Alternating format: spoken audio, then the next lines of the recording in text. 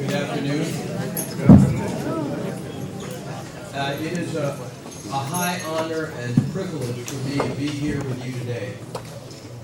It is even more a high honor and privilege that we are all here with Bobi Wine.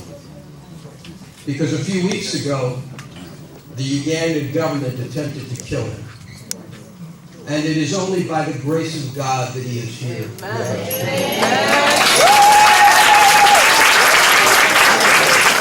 Only by the grace of God, because the beatings and the torture he suffered, which I feel now that I've witnessed, having heard it with the authorities here and international authorities who've been listening to exactly what Ugandan special forces did to a political opponent at the instructions of the leaders of the country.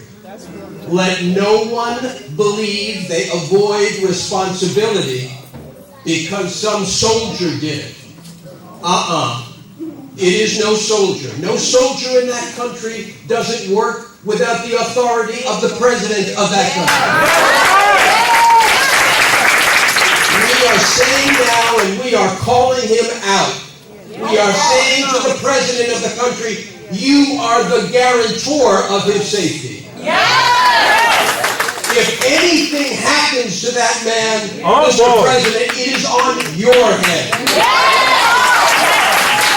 There is no excuse for a torture squad to be led by your son in Uganda. There is no excuse for pliers to be found on the bodies of your special forces to extract untold sadistic revenge against your opponents. We want to know about the poisonings that have occurred in the past. We want to know about the kidnappings that have occurred in the past. And we want to know about the murders that have occurred in the past. Because if that is the way to fight for freedom in your country, President Museveni, then something is seriously wrong in Uganda today. And I have news for you. The European Union, the European Parliament has announced that they don't want to be complicit with murder anymore.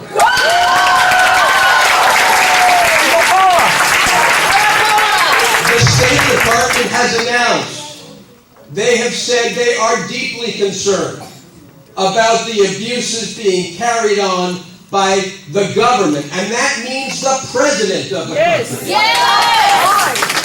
We cannot avoid where responsibility lies, and we know with whom it lies. He can buy all the lobbyists, he can buy all the media he wants. The truth is out, we know it, we hear it, this man is witness to it, and we won't let him get away with it. Now,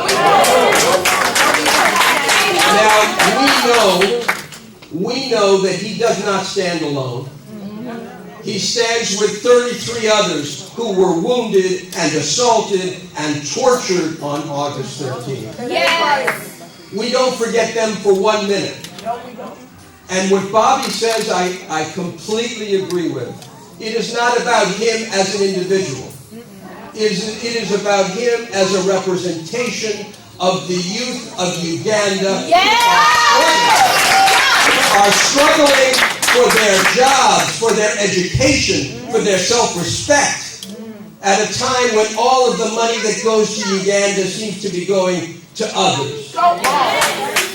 So let me not take up your time when we have Bobi Wine with us, but let me say thank you to all of you for all of the expressions of appreciation for Bobi and others who have so heroically waged a battle for freedom and democracy in Uganda. And let me just suggest to everybody that we all understand that when he gets on a plane to return to Uganda, he needs God's protection.